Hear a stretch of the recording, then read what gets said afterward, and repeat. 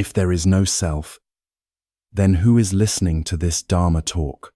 At first glance, this question may seem paradoxical, but take a moment to pause and not to answer it with logic, but to simply breathe in, breathe out, and allow the question to open a quiet space inside you, a space for mindfulness.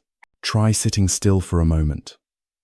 Gently place your hand on your chest and feel the breath moving in and out. Then softly ask yourself, who am I? Perhaps you'll see an image of a child, that child who used to be your running barefoot in the yard, eyes sparkling over a new toy. Or maybe you see the adult you are today, busy with life, carrying responsibilities, and quietly holding moments of loneliness. Then a deeper question arises. When this body grows old, when this breath comes to a stop, who will continue on? The question, who is reborn, isn't just a philosophical inquiry. It's an invitation, a doorway back into the heart of your own experience.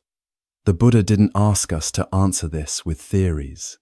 He invited us to return to our breath, to our body, to our mind, and look deeply, because if we do not truly see who we are, then teachings about rebirth, karma, or liberation are just floating concepts. But if you directly experience this stream of life, you may realize that rebirth is not something distant. It is happening right here, in each passing moment. This essay doesn't aim to argue or define.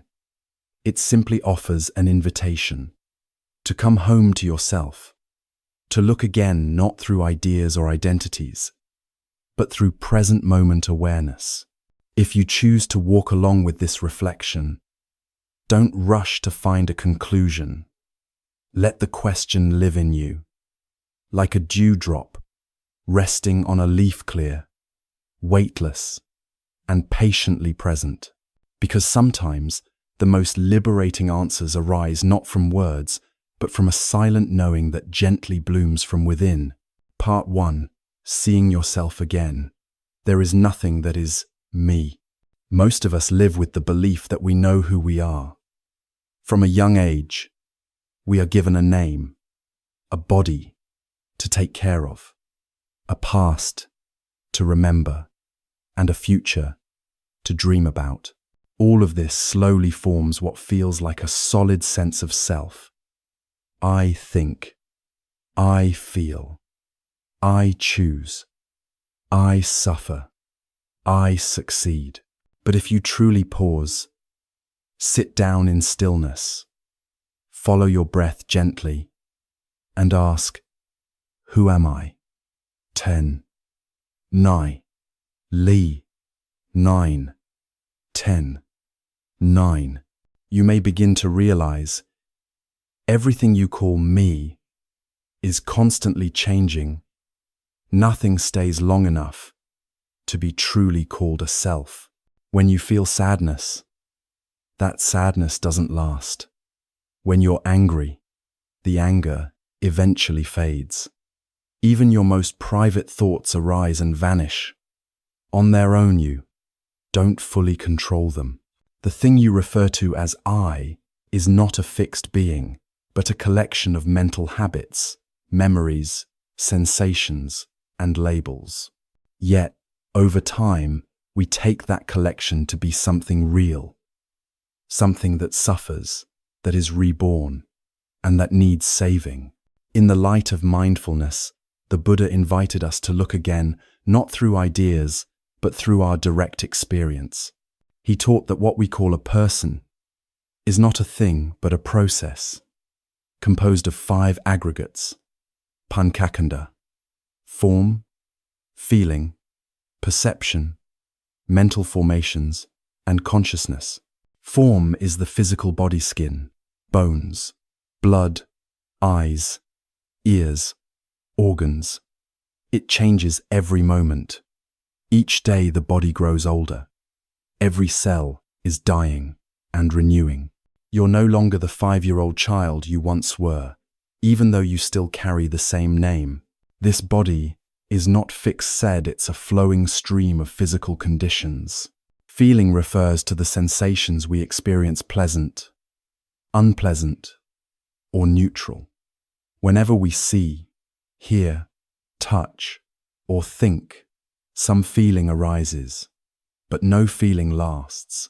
Has joy ever stayed with you from morning to night without fading? Do sorrow or pain remain unchanged after sleep? Feelings come and go, like waves on the shore. Perception is the capacity to recognize and label things. When you see a familiar face, hear a familiar song, or remember a name, that is perception at work. But perception doesn't just reflect reality, it shapes it. It filters everything through memory and past impressions. What we see is often not the world as it is, but the world as we believe it to be. Mental formations are the habits of mind reactions, impulses, intentions.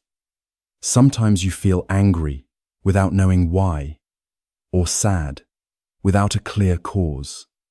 That's sankhara, past tendencies, surfacing. But sankhara is also not fixed. If you become aware of it, you can begin to change. A hot-tempered person can become calm. A selfish mind can open to generosity. Because mental formations are processes, not identities. Consciousness is awareness itself, the knowing that arises with each experience. But consciousness doesn't stand alone. It arises depending on conditions. Seeing, hearing, thinking. The mind that sees is different from the mind that hears. Consciousness, too, comes and goes, moment by moment. These 5 aggregates operate like a river constantly flowing. There is no part of them that is me or mine. But because we don't see clearly, we cling to them. We take form as my body, feeling as my emotion, thought as my belief, and awareness as my mind. And from that clinging, suffering arises. But in truth, there is no fixed self behind these aggregates, just a stream of conditions, moment after moment. The Buddha compared the 5 aggregates to a chariot, made of wheels, axles, and parts. When the pieces come together, we call it a chariot. But if you remove the parts, where is the chariot? The word exists, but there's no thing you can point to. In the same way, what we call a person is only a convenient label for a temporary combination of ever-changing parts. This insight isn't for theory, it's for liberation. In daily life, when someone praises you, you can smile, knowing that it's just a pleasant feeling arising, not something to cling to. When someone criticizes you, you can also smile, seeing it as a passing discomfort, not something that wounds a permanent self. You begin to live with true freedom, no longer imprisoned by the reactions of I and mine. Eventually, you stop asking, who is reborn? F,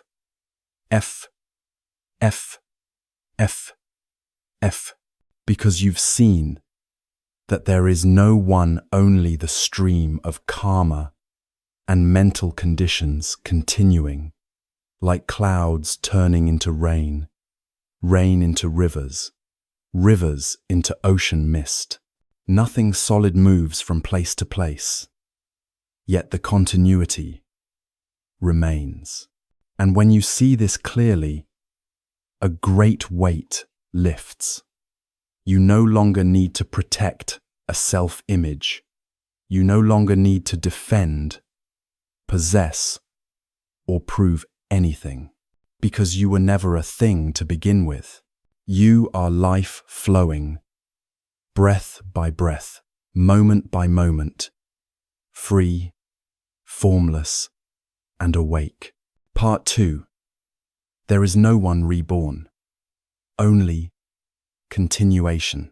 One of the most common misunderstandings about rebirth is the belief that there is some kind of eternal soul or unchanging self that leaves one body at death and enters another at birth. But that is not what the Buddha taught. In the early discourses, the Buddha never said that there is an immortal soul traveling from one life to the next. Instead, he spoke clearly. All phenomena are not self, and rebirth is the result of causes and conditions of karma and craving. This may sound strange at first. If there's no one who gets reborn, then how does life continue? Why do we speak of consequences, of karma, of suffering passed on? But it's precisely because there is no fixed self that continuation is possible through the natural law of dependent origination. Just as a bell rings because of many conditions, someone strikes it. There is air, vibration, and a listener, but there's no sound entity traveling from the bell to your ear. It's all a process, nothing is carried, but the effect still happens. The Buddha likened rebirth to a flame passed from one candle to another. You can use a burning candle to light a new one. There is clearly a continuation of fire. But can you say that the same flame moved from one candle to the next? Fire isn't a solid object you can carry. It's an event, a phenomenon that arises when certain conditions come together. Wick, wax, oxygen, and heat. In the same way, what we call me, or the one who is reborn, is actually a stream of processes, mental patterns, karmic habits, craving, intention. When the body ceases, if the causes and conditions remain active, continuation happens. There is no soul traveling. There is simply a new moment arising out of past momentum, like a sprout growing from a seed planted long ago. If you've ever been angry at someone, and years later that anger still flares up when you remember them, then you've already experienced rebirth. Rebirth doesn't need to wait until after death. Every time an old mental pattern reappears, every time a past reaction takes over your present mind, that is rebirth in action. And if you're not mindful, that stream of reaction will continue to carry you like fire, leaping from one tree to the next, with no one holding the flame. Seeing this clearly, you begin to worry less about who is reborn, and more about what is being continued in this very moment.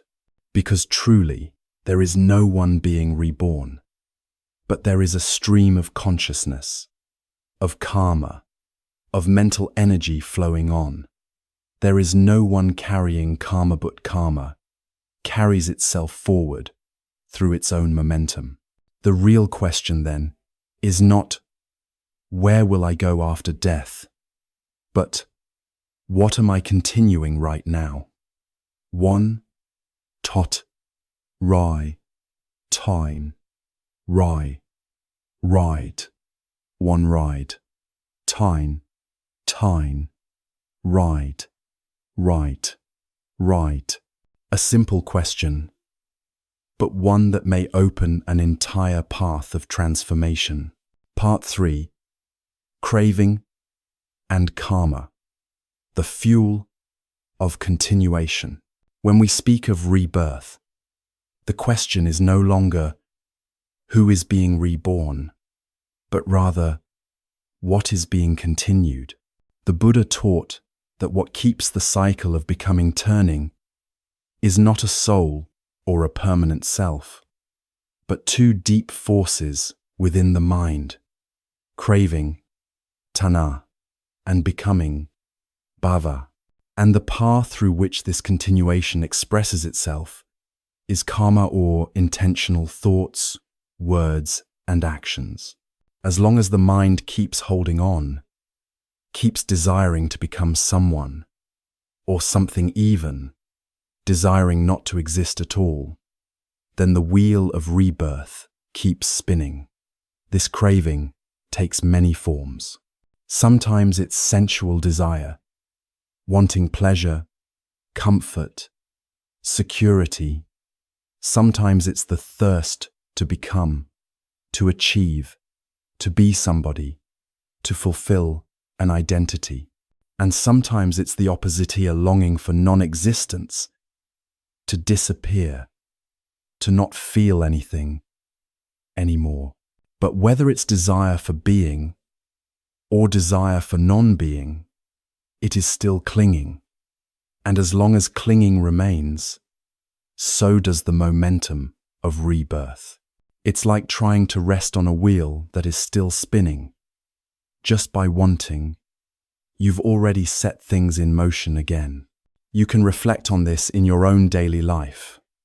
How many moments in a day are shaped by wanting? Wanting recognition, wanting to be safe, wanting to avoid discomfort, wanting to hold on to a moment that's slipping away. These impulses may seem small, but each one is part of the engine of becoming. Craving is the spark, karma is the pathway, and rebirth is the unfolding of that pathway when conditions come together. Karma, in the Buddha's teaching, is not fate or punishment. It is intentional action.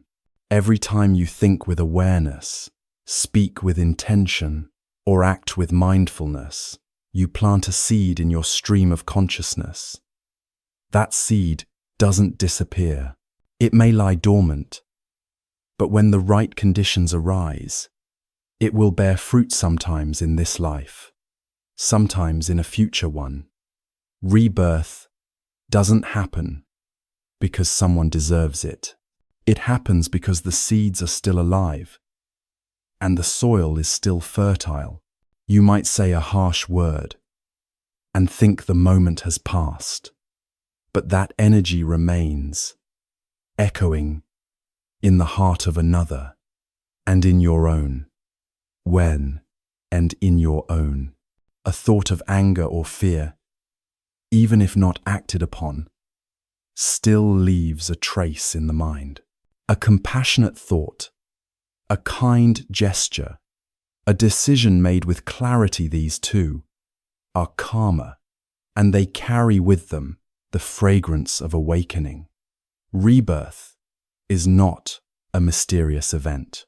It is simply the natural continuation of our actions and tendencies, expressed in new forms. And here's the essential point. There is no one carrying this karma. There is no self moving from one life to another. Karma carries itself like a river flowing downhill. It moves according to the landscape of conditions, without needing a person to push it. Like fire spreading through dry grass, it continues, because the fuel is there, not because anyone holds the flame. The Buddha taught that rebirth is not owned, it is conditioned, not guided by a soul, but by cause and effect. Understanding this shifts our concern from the future to the present. Instead of worrying, "Where will I go when I die?" we begin to ask a more meaningful question. What am I cultivating right now? Where? Because every thought, every reaction, every pattern you reinforce is a continuation. You are shaping your path, not with your feet, but with the direction of your heart. This is not philosophy, it's practice. It means that every moment of mindfulness matters. Every pause, every conscious breath is a turning point.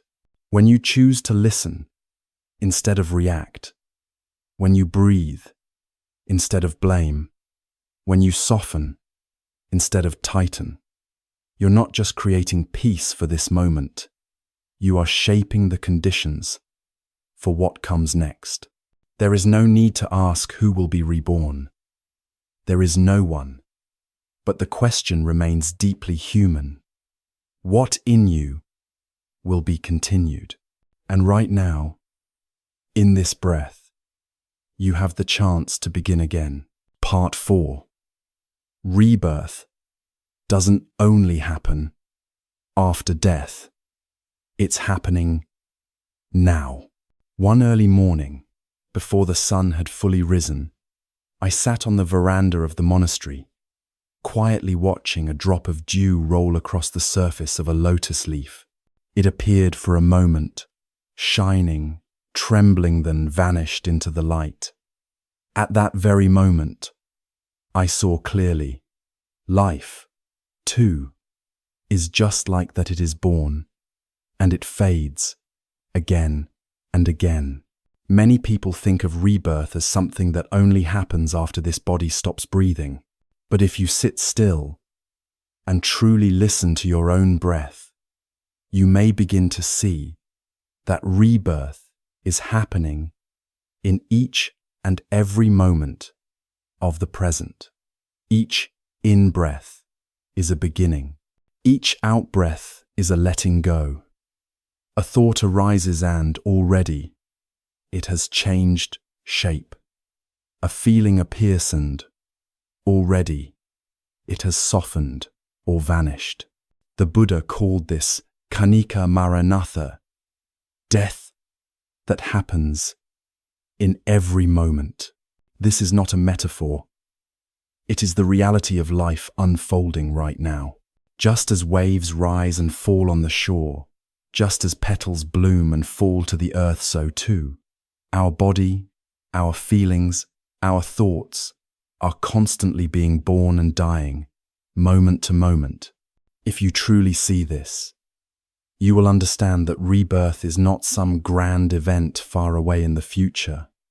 It is very ordinary, very close. It happens the moment you let go of anger, the moment you choose to forgive, the moment you stop reacting out of fear or habit. Each time the direction of your mind changes, you are born again, more spacious, more grounded. When you sit quietly, breathing in, and knowing that you are breathing in, breathing out, and knowing that you are breathing out, you are already in touch with a new way of seeing, a new way of being. You are no longer the one who was caught up in worry or irritation a few minutes ago. You are the one who is here, fully present, and the one who is here now is not the person of yesterday, nor the shadow of tomorrow. It is you alive, in your deepest presence. Rebirth does not require a new body. It only requires a heart willing to open. When you listen to your loved one with full presence and without judgment, you are reborn in love. When you stop speaking harshly to yourself, when you begin to care for your body, your sleep, your peace, you are stepping into a new life, one that is gentler, more true. Many people think they must wait for the next life to truly begin their spiritual journey. But how can you be sure you will remember to practice in the next life? The Buddha reminds us, this very moment is the most precious life you have. If you can still feel pain when you do something unkind, if you can still smile when you see a flower, hear the bird song, feel the wind, then you still have all the conditions you need for transformation. You don't have to wait. You don't have to escape. You only have to come home. Sometimes You may believe that you cannot change, but that, too, is just a thought. A thought can also be reborn. You can begin again, right now. You only need to stop. You only need to breathe.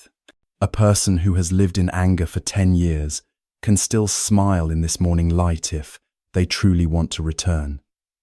And that smile, born of deep insight and freedom, is perhaps the most beautiful rebirth. I have seen many people change, not because they read many books, but because, at some point, they touch the truth that nothing is fixed, and that they themselves are not a fixed identity. When you let go of the idea that, I am like this, then anything is possible. You can become gentle, you can become kind, you can learn how to love again, even if you've forgotten how, for a long time. Rebirth is not a philosophical idea. It is a new way of seeing, a new way of walking, a breath made in awareness. When you truly see this, death is no longer something to fear, because you understand. Death is only a small wave in the great ocean of life, and you will no longer wait for the next life to be kind, to be awake, to be true, because each time you live with gratitude, with forgiveness, with presence, you are already stepping into a new life, right here, in this very moment. Part 5. There is no self, yet there is a stream of awakening. One quiet afternoon, I sat by the stream and simply listened to the sound of water flowing. The stream had no fixed shape. It carried no name. There was no beginning or end to point to. And yet, you could feel its coolness, its clarity, and the gentle way it nourished everything it touched. It didn't need to be someone to bring relief to the heat of summer. It only needed to be what it was: fluid, free, and ungrasping. The self we cling to is much like the name we give the river, just a label. When you let go of labels like, I must be this, or I can't be that, you don't lose anything essential. You simply become lighter. What falls away is not you, it's the weight of stories you've carried for too long. Stories about who you should be, who you must impress, what you must achieve to be worthy. People sometimes ask, if there's no self, then who loves? Who takes responsibility? Who practices? But love doesn't need a self to shine. Responsibility doesn't require a controller. And of self, wisdom doesn't need an ego to be present. These things arise naturally, like sunlight, like the scent of a flower. They don't ask, who am I? They just are. Awakening is not about erasing yourself. It's about letting go of what was never truly you. To begin with, when the rigid image of I dissolves, what remains is not emptiness, it is openness. You become vast, like the sky. Thoughts, feelings, and identities may pass through you like clouds, but you no longer mistake them for yourself. You still live, you still care, you still act. But now there is spaciousness. You offer kind words without needing credit. You help someone without holding on to the good deed. You remain silent in the face of blamino because you are weak, but because you no longer feel the need to protect anything. The self we defend is fragile. It inflates with praise and collapses with criticism. But when you live like water, flowing and flexible, both praise and blame become gentle ripples. They don't disturb the deeper stillness within. Understanding non-self does not make you distant or detached. It helps you love more deeply. Because when there is no longer me and you, there is only life recognizing life. Someone else's pain is not theirs. Anymore, it is part of the shared field of being, and it touches you naturally. You act with care, not from obligation, but from understanding that we are all made of the same stream. This insight does not lead to passivity. It becomes the ground for true responsibility, not out of ego, but from love. When you no longer need to defend the self, you don't need to argue to be right. You don't need to prove your worth. You live like a flower blossoming because the conditions are right, not because anyone is watching. This is freedom. This is peace. If the idea of non-self feels too distant, you can begin with something simple. Observe a feeling as it arises. Ask yourself, is this anger truly me? Or is it just a passing wave, like a breeze, moving across the surface of a pond? If you stop saying, I am angry, and instead simply notice, there is anger, then already you are beginning to see the doorway to freedom.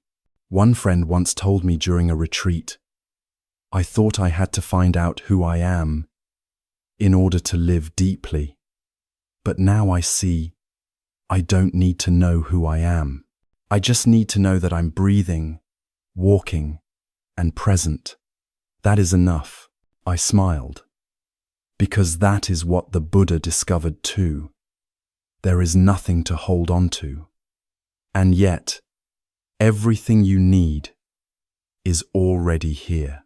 There is no permanent self, but there is life awakening, compassionate, and full of wonder. The question, if there is no self, who is reborn, is a beautiful one. It stirs something deep inside us.